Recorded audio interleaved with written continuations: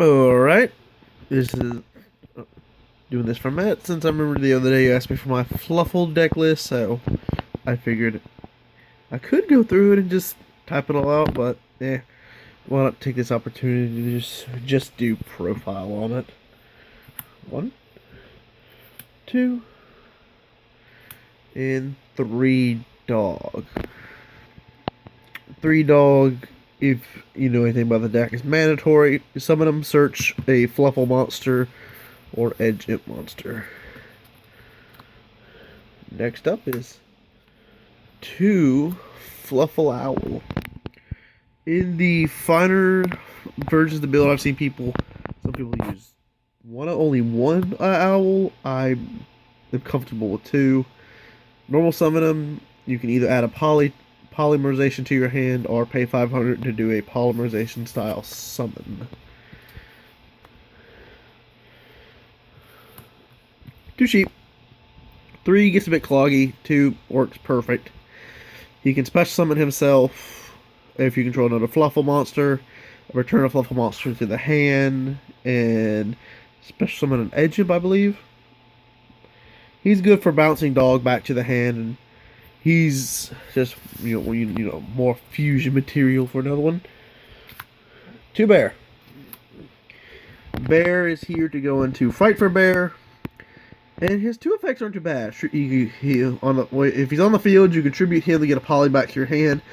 But I use him for his other effect, which is if you can discard him, you can send a toy vendor from your deck straight to the field. That's like in a duel last night I had with a friend of mine. On my first turn, I went through 2 toy vendors. I drew one, I used him, and then I kind of went through, I think, about 10 cards in my first turn. Next, we're running 1, a 2, a 3, Fluffal Owls. This card is amazing. When he's in the graveyard, you can have him destroy your toy vendor to pop off your toy vendor's own search effect, to banish himself and another Fluffal monster in your graveyard, and you get to draw a card. He really speeds the deck up. That's it for the Fluffals. On to the Edge Imps. Edge Imp Sabers. Your main fusion material for just about almost all your fusion plays. I was originally trying to build this deck with 2 of him, but 3. I was originally trying to make the deck using 3, but I couldn't find my 3rd one, and I built the deck anyways, and I was like, oh hell, well, it's this. It's actually doing really great without 3.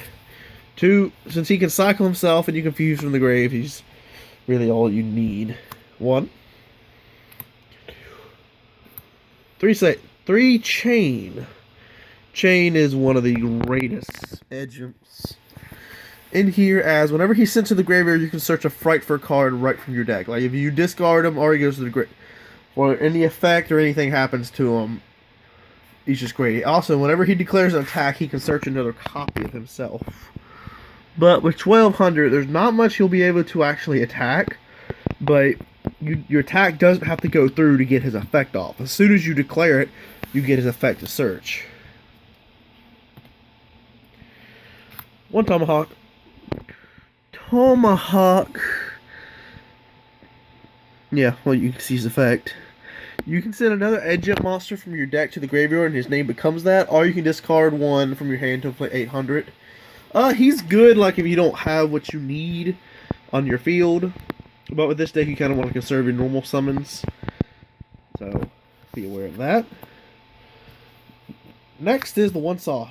Saw is only in the deck to go into Fright for a Leo. No other reason. That's it for the monsters. On to my spells. Triple Toy Vendor. Toy Vendor is the spell card that literally just makes everything happen. 2 Suture of Birth. Suture of Birth lets you get special summon a Fluffal or Frightful monster from your graveyard back to the field. It can do pretty great. It really comes in handy for fusion plays, like last night with the duel I had. I was actually able to bring with Frightful back and And because of that, I was able to fuse into Chimera while having another one on my field to buff Chimera up.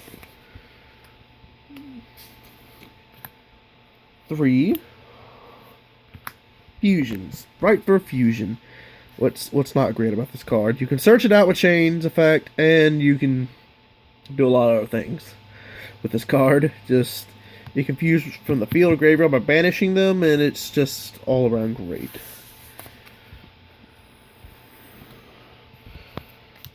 2 polymerizations.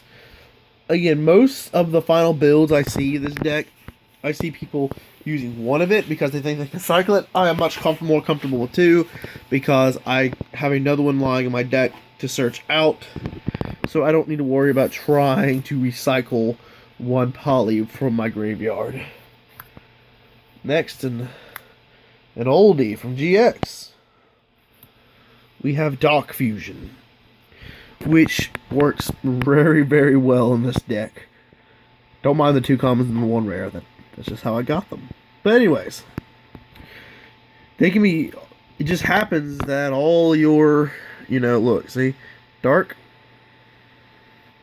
Fiend. They just all your fusion monsters just happen to be Dark Fiends.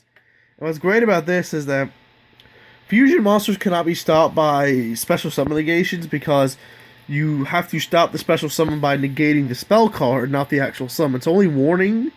Really, Warning is the only card that I think can stop this summon. Fusion summons, anyways. But, they can still be bottomless. Well, this makes the resulting monster cannot be destroyed by card effects when it comes out, so you don't have to worry about getting out your big fusion monster than just plain bottomless. So that is very great.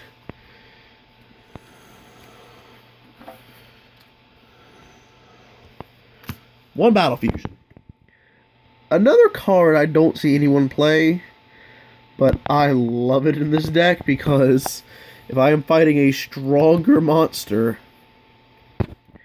I can get over it with no problem. Like the first time I dueled with this deck, my friend was playing his old Blue Eyes deck, and he'd Megamorphed to Blue Eyes at 6,000. I just had Tiger, and I attacked and activated this, and Tiger was like, he gained the attack, so he kind of took 6,000 damage, and I just kind of won the duel.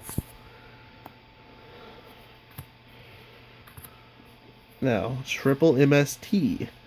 You don't want to see back row.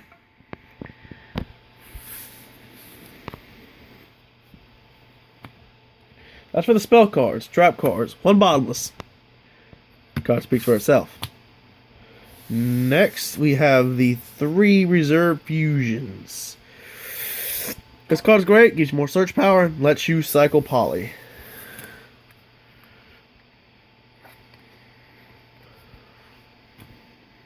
Now, on to my extra deck. To start things off, we have the 3 Fright for Tiger. I mean, he's just great. You want to go for him. He can pop so many things. He can destroy up to a number of cards that are on, that we use for a fusion summon, and he buffs everything up. And as people know, buffing is always nice. My 1 Sabertooth. I would have 2. I pulled this from a pack, and I just haven't bought a second one yet, but 2 would be nice. I can make do with 1, but 2 are lovely. If you use 3 materials to fuse into him, he cannot be destroyed by battle or card effects, and he buffs, and he and all other Frightfur monsters gain 400 for every Frightfur on the field. So you swarm with your fusions, and then they just buff. 1 wolf. I should have 2, I've been lazy. With this, once it buffs Wolf up, Wolf actually becomes deadlier. There's a mere 2,000, and he can attack up to a number of times as materials used. So he is your OTK card. An ideal combo is, first turn is to go into the Tiger, blow up their field, play fusion, fuse from the graveyard what you use to fuse Tiger.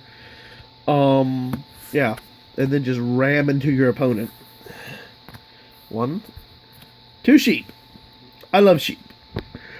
On my first turn last night in a duel I had 2 sheep my first turn. He couldn't do anything. Whenever sheep is destroyed by any way and goes to the graveyard, he immediately comes back with 800 more. Like, this happens right after attacks. Not like he comes back in the end phase. Nope. He pops right back. So he's an annoying little guy to get rid of. The 1 Leo. Just, you got a big monster on the field. I blow it up, you take the damage. The 1 bear. And if you don't know what bear does, whenever he destroys a monster by battle sent to the graveyard, the monster gets equipped to him and he gains 1,000 for it. The 1 Fright for Chimera. In most situations, you don't use him. He's usually a very late game card for me.